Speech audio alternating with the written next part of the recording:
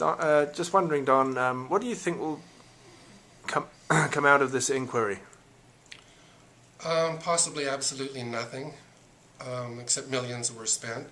But I still have some hope that Mr. Commissioner Wally Opo will do a really good list of recommendations and possible solutions so that there's a lesser chance of serial killers preying on women in our city.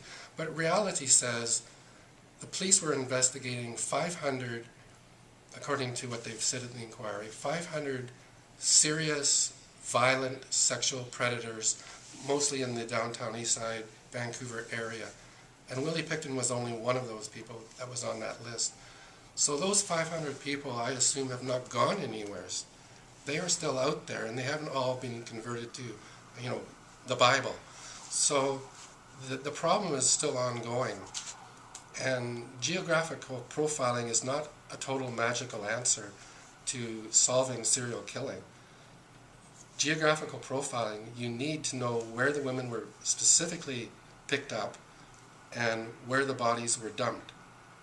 But to know where the bodies were dumped, you have to have a whole bunch of bodies. So there's a flaw in the system right there.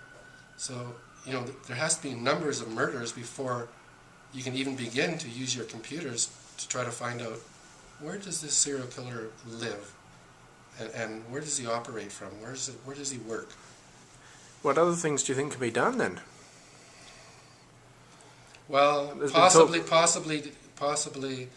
and it's not for me to say, but decriminalization of prostitution, where the Johns and the pimps are still charged, or would be more charged than they are now, because a lot of it is overlooked.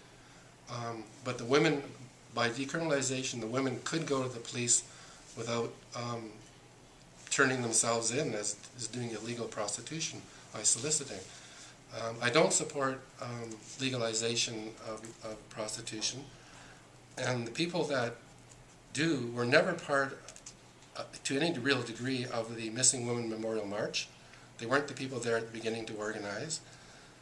Some of them were upper track prostitutes, sex workers, who really, I think, never did get involved in the plight of the missing, murdered women of the downtown east side, whose sex workers are apparently called low track.